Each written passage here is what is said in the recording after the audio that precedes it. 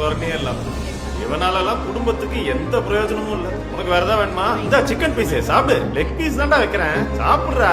உங்களுக்கு என்ன வேணும்? இந்தாங்க வைக்கிறேன். டேய் அண்ணா, அப்பா, நீ யாரா என் பையன் அடிக்கிறதுக்கு? அவன் அப்ப சொன்னதை கேட்டீங்களா? அவன் சொன்னதுல என்னடா தப்பு? அவங்க உங்க வேலையை அவங்க தான் பார்க்கணும். அப்படின்னா உன்னை என்னைக்கோ நான் அடிச்சு பொழந்துருக்கணும்டா. வேணாம்ப்பா, விட்றா. என் புள்ளைய அடிக்கிறதுக்கு உனக்கு என்னடா யோகிதை இருக்கு? ஏய், உன்னை பத்தி யோசிச்சு நொந்து போய்தான் அப்பா முன்னாடியே போய் சேர்ந்துட்டாரு தெரியுமா? அதுக்கப்புறம் அப்பாவோட ஒரு கடையை நான் தான் உனக்கு தந்தேன். அதனாலதான் நீ இப்ப வாழ்ற. நீ எல்லாம் ஒரு பெரிய இவன்னு திறமைய பத்தி பேச மாட்டேன். டேடே, என்னடா நல்ல காரியம் நடந்துகிட்டு இருக்கு, நீ இங்க அப்படியா? சொல்ல வேண்டிய விஷயத்தை எந்த இடமா இருந்தாலும் யாரா இருந்தாலும் சொல்லிதான்.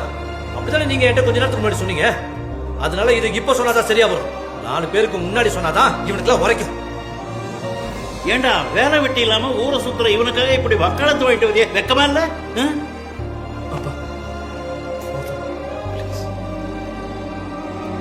உனக்கு என்னடா வயசாகுது? உனக்கு எத்தனை வயசுன்னு சொல்றா? 26. இவன் வயசுல நீங்க என்ன பண்ணிட்டு இருந்தீங்க? ஒன்னும் கிளிக்கல. அப்புறம் அவமானத்தை பத்தி சொன்னீங்கல்ல. கோழிக்கோட்ல பக்கத்துல இருக்கிற ஒரு பொண்ணு வீட்டுல ஊர்க்காரங்க உங்களை பார்த்து கட்டி போடும் போது அன்னைக்கு நம்ம அப்பா அனுபவிச்ச வேதனையில 1000 ஒரு பங்கு கூட இவனால நான் அனுபவிச்சது இல்ல. ஒருத்தருக்கு உபதேசம் பண்றதுக்கு முன்னாடி நாம எப்படி இருந்தோம்னு யோசிக்கணும். அதுக்கப்புறம் வந்து